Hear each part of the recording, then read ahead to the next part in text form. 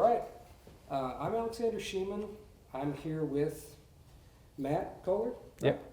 Yep. The Vice President of Product here at Gibson, and Jason Davidson, Director of Product Development.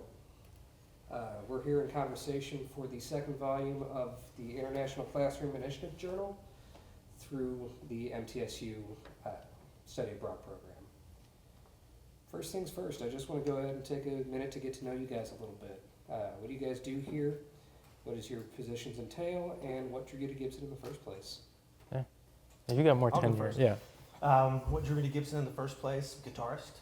I was a guitarist since I was a teenager. Always a big fan of Gibson, so when the opportunity came up to join Gibson in 1998, I came on board, so I'm in my 27th year at Gibson. Currently I'm Director of Product Development, and I also manage the Gibson Archives. Awesome. Yeah. And same. I kind of grew up in this world. I grew up in Les Paul's hometown in Wisconsin, Waukesha, and my uncle had a music store there, White House of Music, and grew up in that shop, and then ended up flipping vintage guitars as a teenager, and then eventually had a vintage guitar shop, and I came to Gibson from there because I kind of reached the ceiling of my guitar geekery, and I was like, if I really, want to get to the next level, I got to go to the source. So started off with Gibson Custom Shop in Gibson, Memphis, and then now I'm representing things other than guitars. So, from stringed instruments into amplifiers, pro audio, effects. So, yeah. Awesome. Let's go ahead and just hop right into the questions here. Sure. So the first one is going to be for both of you guys. It's more guitar building and tonal qualities wise. I don't know if we're into the whole tone wood debate on the electric side, but mahogany has played a key role in the sound and feel of Gibson guitars, particularly with models like the Les Paul. How does the specific choice of mahogany impact the tonal qualities and overall playability that are central to the Gibson sound? Yeah. I would say, mahogany was a tone wood even before the Gibson era. I think, probably the American company that was first to really champion it was Martin with acoustic guitars, but then it was used in different ways. Obviously, into archtop guitars, Gibson was making mahogany back archtop guitars before they were making solid body guitars, so it was kind of accepted as a tone wood. But on a solid body guitar in particular, it was the choice of artists. So Les Paul had a say in the materials of what became the Les Paul model, and obviously that had a maple top to try to counterbalance some of the tonal effects of mahogany. But then that Les Paul range spun out into guitars that were only mahogany. But I would say in terms of tonal characteristics, I would describe mahogany as just like a rich, more like biting, like warm but shrill type of a sound. I kind of associate it with like more crude than refined, just like more open, more wide open, but talking about tone is like dancing about architecture, so it's Yeah, mahogany's definitely open and warm. Yeah. The weight's decent. Paired up with maple, the maple's brighter, harsher. But mahogany on its own, like a junior or special, just awesome tone. Just awesome, wide open, dirty, crude, Yeah. as Matt said, tone. Some of my favorites to play are those 54 Black Beauties. Mm. Oh yeah. Maple. With the ebony board too. Yeah. Ebony board. All right. So mahogany has a rich history, especially in regions like Belize and Central America, where we were for our study abroad. As a company that has relied on mahogany for decades, how does Gibson view the historical and cultural importance of this wood? Well, consumers, our fans expect it. They want Les Pauls to be built like they were back in the day, and so there's an expectation for us to use mahogany. I mean, that's It's a also big part of it. been so present for at least the 130 years of Gibson history. You got all sorts of new musical genres occurring over that time. So it's not only is it accepted as a spec, it's also kind of like in the common mindset of music. Like it's accepted in music and in sound and creation. I would tend to agree with you there. All of mine are mahogany based. All right. In your roles, how do you collaborate with luthiers and product designers to choose the materials for new models? Are there any key considerations that are made in the pre-production or post-production of certain models? Yeah, definitely. I think we've split our product architecture into like original and modern for the most part, and within original we've got like historic reissue, which is literally made like in every way like the originals, and then original is kind of inspired by those original designs, and modern is kind of our permission to play with different materials than you would, different from what you would normally see, different specs, different tremolos or pickup styles and things like that. So that's really the opportunity for us to utilize different materials, and there are some really good reasons to use different materials, and they're not all tone or aesthetics. Sometimes it's like literally how they machine in the factory. So like how they carve out. Are they going to chip out when you use them? Like spruce is a very fragile wood, and that's you don't really want to be utilizing that on an ES335, but it's better suited for different models. So that's a big consideration I can think of. Yeah, sometimes just availability too. Mm-hmm. What is plentiful and what is suitable for manufacturing. Mm-hmm. Yeah. All right. Let's get into a little bit of supply chain here. Mm-hmm. So you guys are known for your high quality materials. Can you speak to how Gibson approaches sourcing wood at all for its products, and how the company works with suppliers to ensure that materials meet the standards expected? Yeah, the supply chain is huge for us. Yes, it I is. mean, Yeah. And material, any organic material is going to have some built-in scarcity just based on the nature of it. So our strategies, and we're not on the procurement team, but the procurement team representatives that we work with, they're working with, the best in the business in sustainable sources for wood. So that means like forests in Central America that may be protected with certain guidelines about like how the mahogany canopy needs to have a coffee plant undergrowth or whatever, things like that, which you've probably seen. Yeah, totally.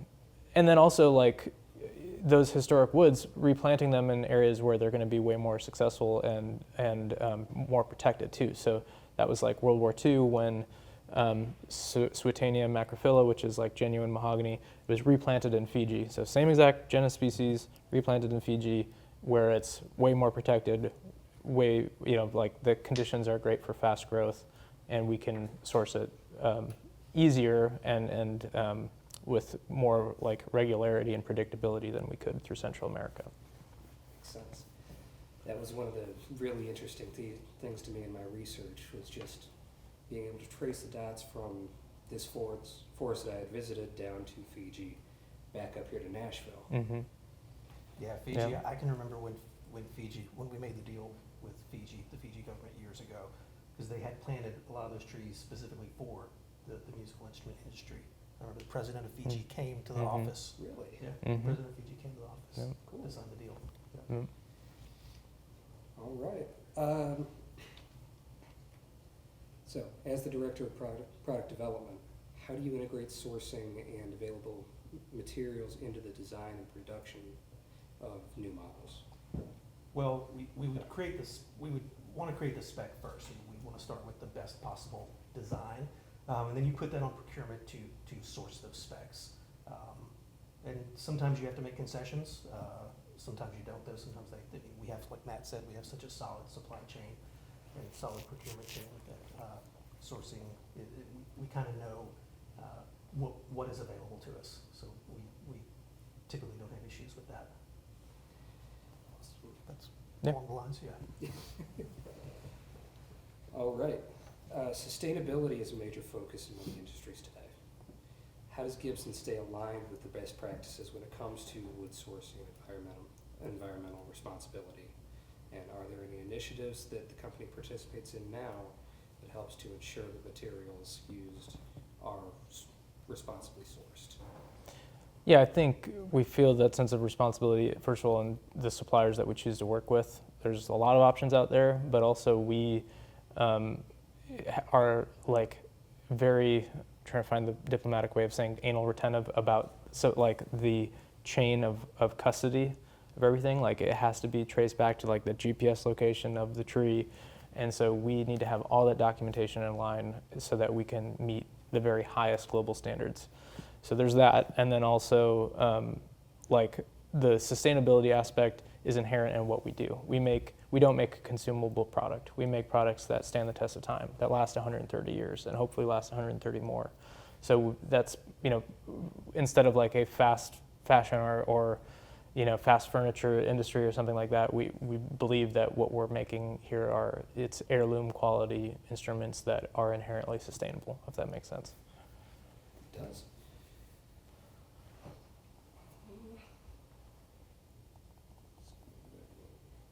So, obviously Gibson guitars are iconic, but are they less common in certain regions of the world, like Central America? And how does Gibson approach distribution in international markets? We do have distributors around the world.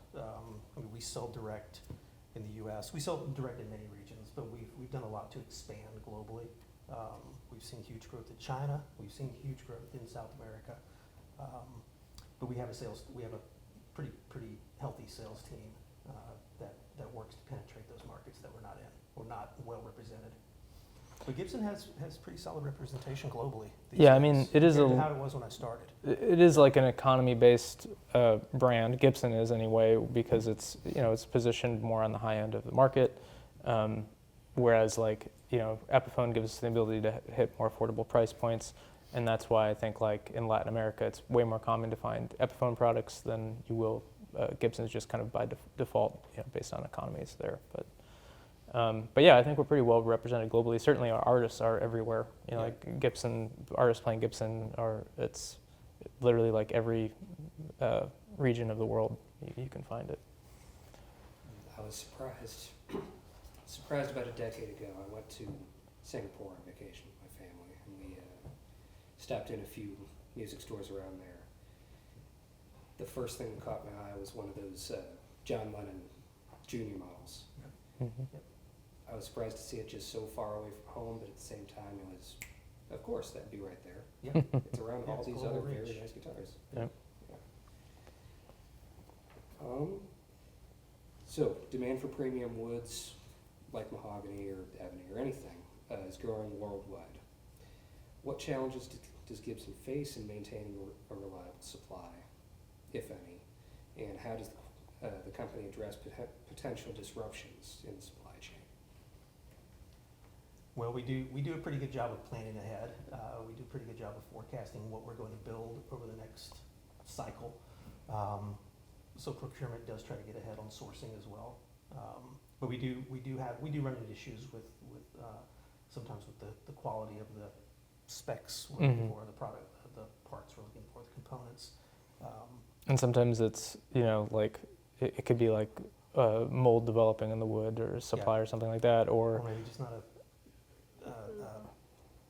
high quality Carina, for example. We might not have the best looking Carina for a moment, so we make and we have very put calls high on something. grading standards too. Yes. So we have a grade when we purchase it, and then when it arrives, we regrade it, and if it Yeah. doesn't meet our expectations, we send it back to our supplier. Yeah. So that's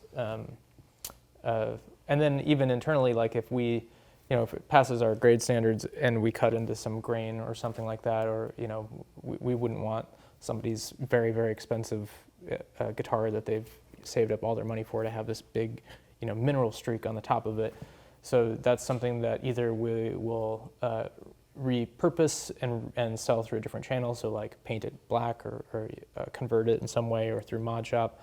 Or if we can't salvage it, we also have other outlets to make it into bookends and cutting boards and coasters, and so we have like a line of wood products too with that wood. Yeah.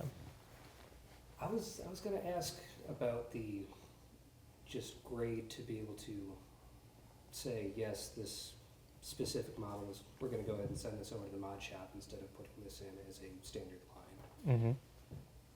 That your mineral streak thing made sense. Mm-hmm. I actually hadn't considered that. Yeah.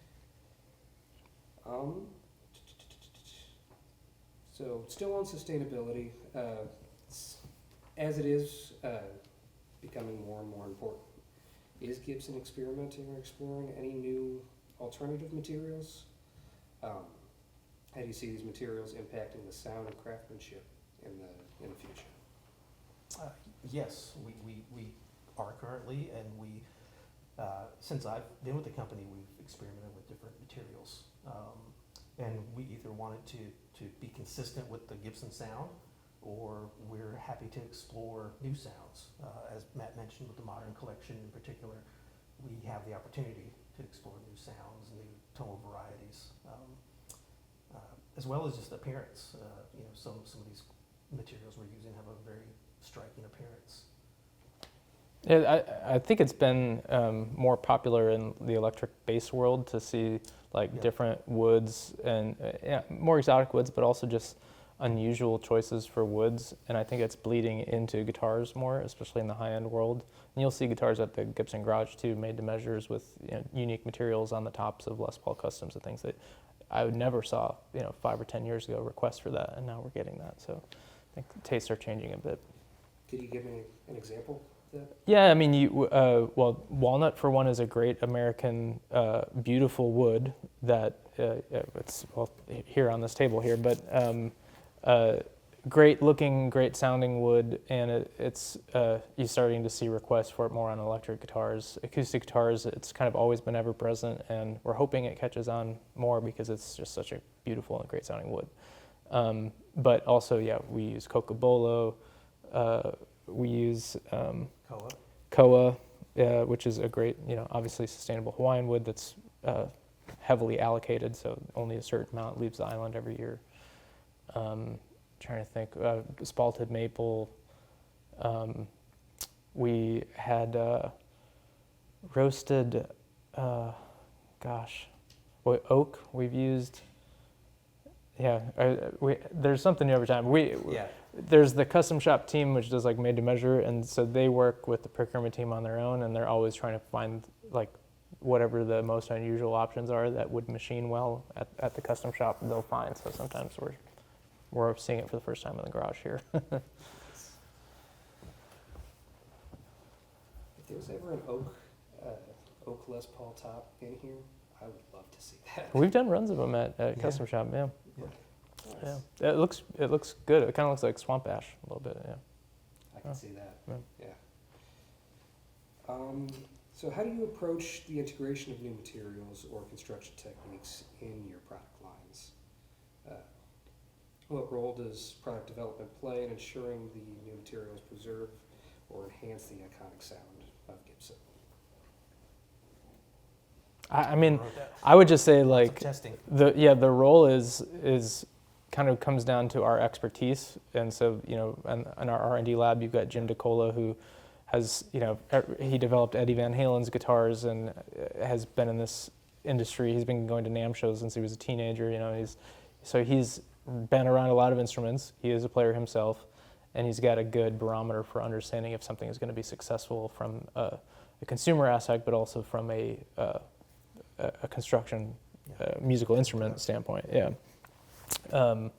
So I think leaning on our expertise, that's how we are able to tell if something's going to be viable or feasible, but also having the courage to try new things instead of just rest completely on our laurels. I think there's a quote, it's nothing changes if nothing changes. Yeah. So you have to change something to spark some sort of new thinking about materials, for instance. Yeah. And we want to investigate that supply chain too for those materials, just to make sure that it is sustainable. Yep. All right. On the process side of that, I remember coming into the garage last year, and there was a Les Paul that's top was, I can't remember if it was what the process was, but it wasn't quite silk screening. It wasn't CNC. Sublimation. Yes. Yep. Where is that at right now in the production line, and has it been difficult to implement as opposed to your more traditional processes? Yeah, I can speak to that a little bit. I think sublimation is it's a very specific solution to try to apply artwork to a guitar, and by that I mean we have to be completely tooled up for to apply it to one style of guitar only, or then refixture and retool to do a different style of guitar. And it's more successful on some materials than others, like maple is probably a better canvas than a mahogany guitar. And but the idea is you are literally, it's image transfer, so you are printing the image onto the body with like a heat transfer type of a thing. So by nature, it's not very easy to slot into production like wide scale. It's much easier for us to spray a guitar or spray a burst on a guitar and do the top coat than it is for us to kind of like shepherd that guitar and retain only that blank top so that we can then print the art on it and then finish it off with our lacquer process. So all that to say is like we'd like to use it on a wider basis. Like I think there's like a lot of creative ideas, and we do runs for artists, occasionally small runs, but it's not super friendly with our production processes just by the nature of how we have to go about it. So it's kind of limited, but it's a great solution for small runs of instruments for sure. Makes sense.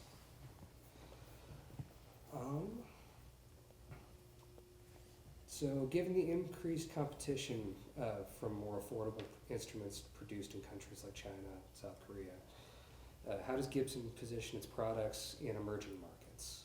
Do you see any opportunities for growth in regions where consumers are more price sensitive or have different expectations?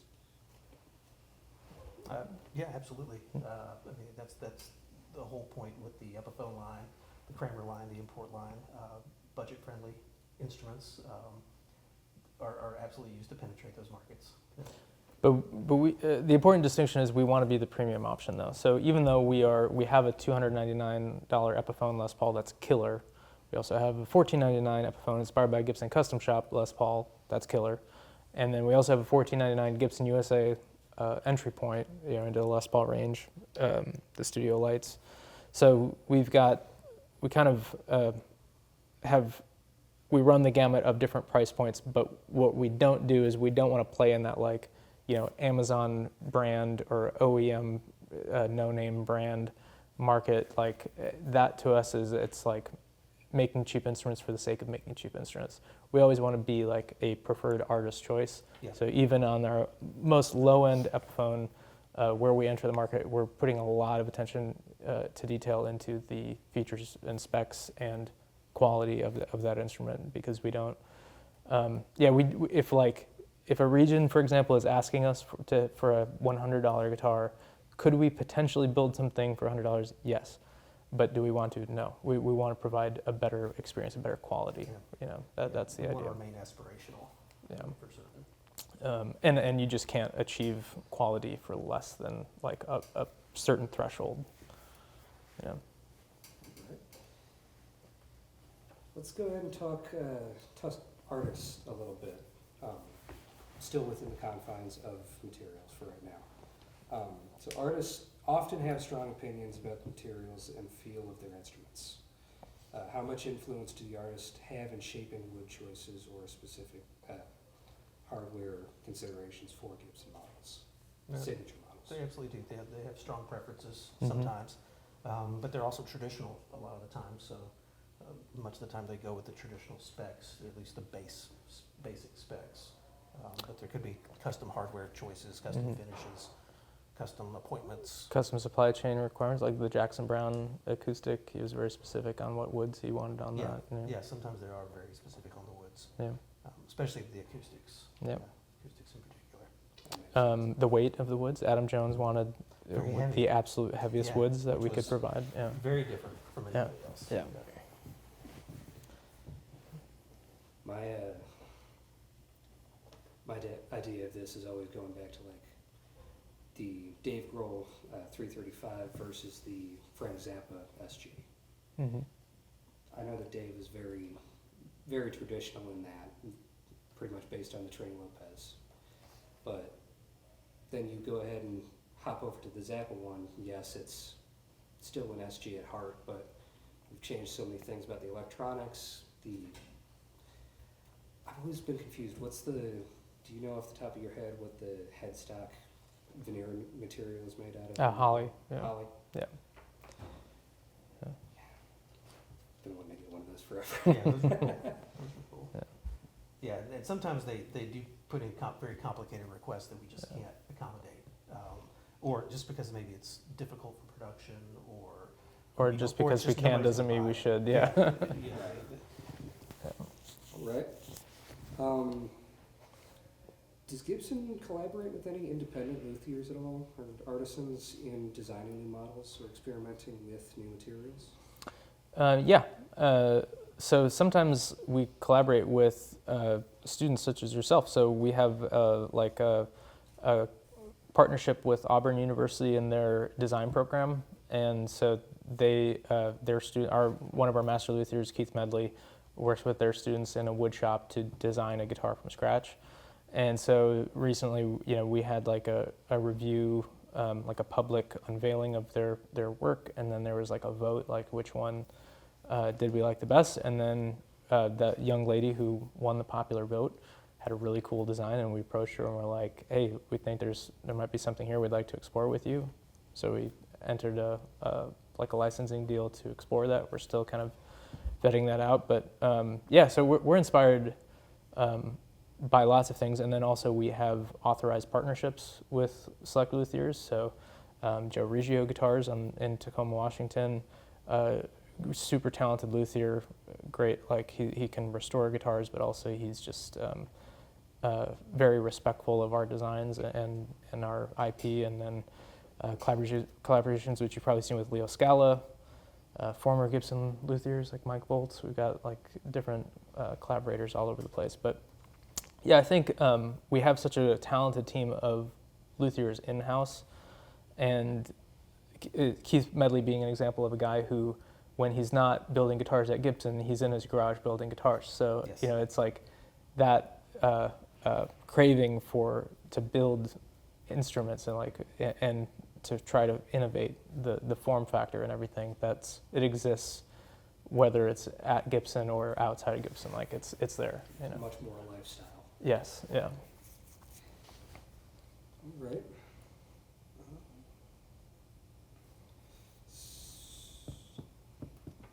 As sustainability becomes more of a larger concern for consumers, how has Gibson seen its customers' expectations evolve over time, if any? And do you find that more consumers are prioritizing eco-friendly or ethically sourced materials when choosing instruments? Or is it always just boilerplate, this is what I expect from a Gibson guitar? I ran customer service for a number of years before joining product development, and I can say in recent years you do hear more concerns from consumers regarding sustainability and what our sustainability efforts are, and more questions about the materials we're using.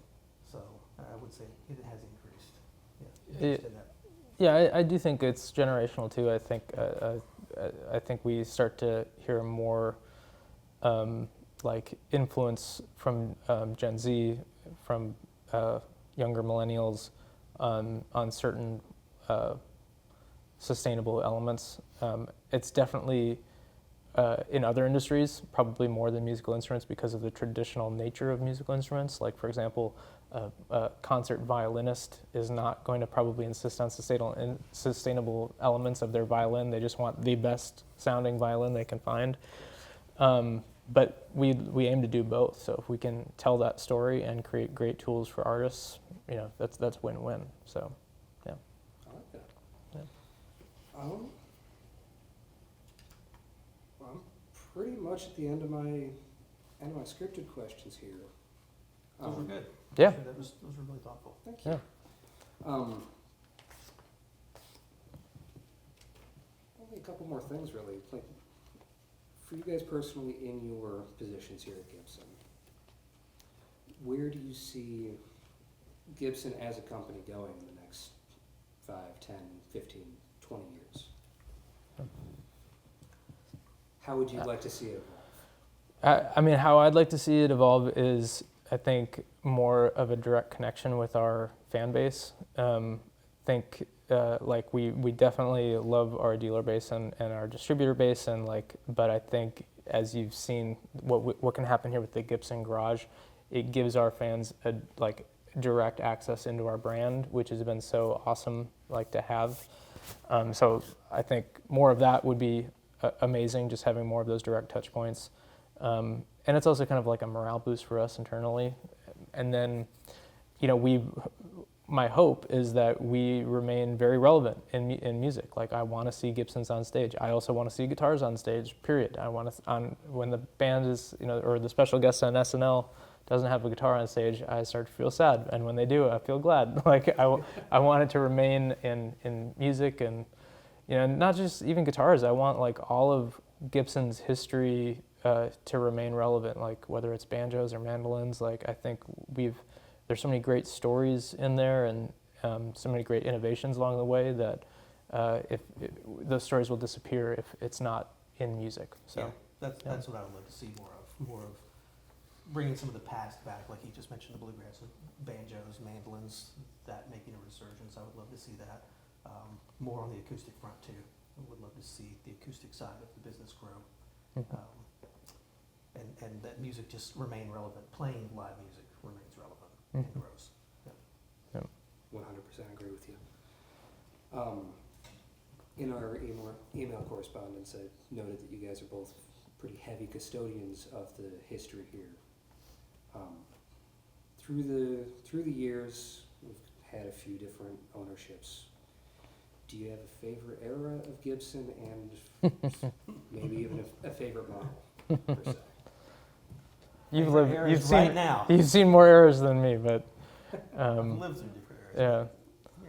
We have favorite eras. I mean, I think the reverence for the history right now is greater than it ever has been before, which is great to see because the history is so diverse and unique, and like it's an American story as well. It's classic Americana. Even the design elements from the decades closely follow the design trends in America specifically, and I love that history. So favorite era from me is right now because I'm very thankful to be here at this time. But I also, the nostalgia person in me, it's like the ever yielding quest to like figure out what was happening in the late 50s, early 60s. The Ted McCarty golden era, like that is my favorite thing to study. As well. Yeah. I still have a soft spot for the 80s as well. Even the weird stuff out of the 80s, I'm that guy. 20s as well. Love the innovations in the early 20s, the stuff they were doing. Favorite model? Favorite model? Yeah. Oh, I don't really have a favorite model. It's flavor of the week. I think I'm a right now I'm a J45 guy. Yeah, I think I'm a lifelong 335 guy. I think that's my, I can't escape it. Yeah. I looked at my wall before I headed out the door this morning, and I was like, man, I got a lot of ES 335s. See, I don't have a J45 right now, so I'm trying to get you one. Oh. There you go. I've always had a soft spot for the Northern era Gibson, so I was lucky enough to pick up a 76 Firebird in London a few years ago. Nice, that's awesome. Yeah, That's bicentennial. Oh Nice. yeah. Yeah, it's interesting how that era's gained favor. Yeah. Oh, yeah. Yeah. When I originally approached Gibson as a brand, I was much more about just what looks good to me. I was 10 years old when I first got my Les Paul here. Big Harry Potter fan, loved the color green. Slytherin house.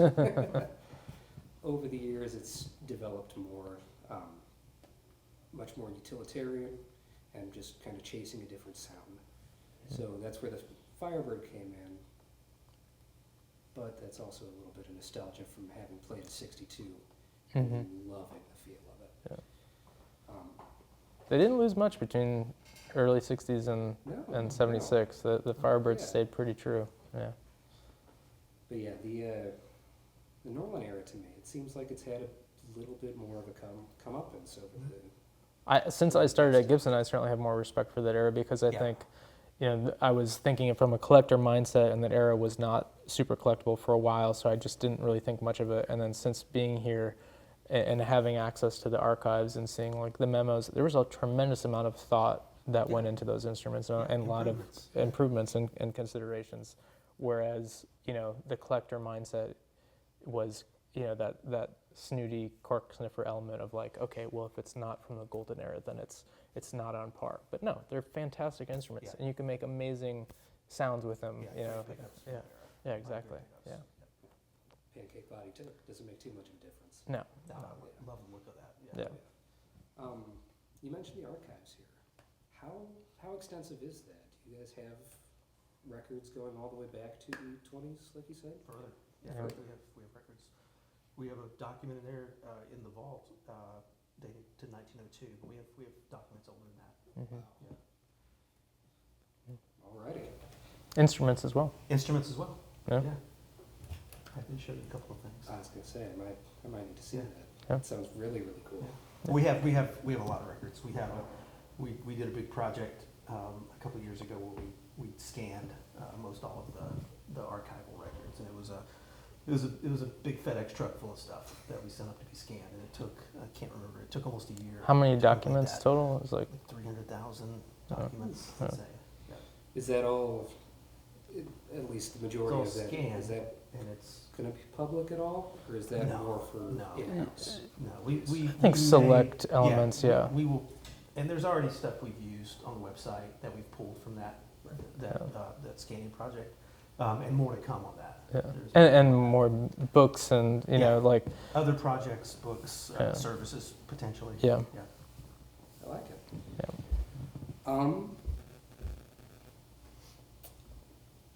I think I'm about good on the information that I need for this essay. Do you guys have any questions for me as a student and guitar player at all? Or yeah, I think, where do you intend to go with your career? Like, what's your aim? And will it have some connection to music? yeah, so I originally started up at MTSU in the music business major, not knowing what I wanted to do. I've gone through personal management stuff, music publishing, but the one that really connected with me was this IP law copyright program, and I've Mhm. done 3 years with the same professor. Incredible. So that really just stuck out to me to a point where I am kind of considering going more the law route and specializing in that. I would love to work either with artists or with a company like Gibson to help protect their IP and use it to the best of its ability. Mm-hmm. Yeah, that's Awesome. cool. Yeah, I mean, Yeah, we have a little experience with that yeah, as well. it is, it's, It's an ongoing battle. yeah, I mean, and like, it's something that I, as somebody who's always searching for guitars online, it's like every day there's IP creep of like, holy crap, like I cannot believe that people are getting away with this or that. Yeah. And it's not just guitars, it's like where there's money, there are fakes and counterfeits, but there's more access to it now than ever before, That brings up a good point. I've seen quite a few Les Paul or SG fakes just within the last week, and they seem to be getting more and more accurate. Is that Yeah, it depends who you ask. I got 'em, so I Yeah. review them almost every day. Like you say, they pop up all the time. It's Yeah. like whack-a-mole. So the legal department, they get reports of these every day. And we do shut them down. We do shut a lot of them down, those that are reported. And the ones I see pretty regularly have not really improved. I mean, there are some, because we even consider, some high-end ones to they'll still be considered counterfeit. But they're very, very close. Like you said, they're very close. But the really cheap $300 Temu guitars, right? Right. they're Yeah. not very good.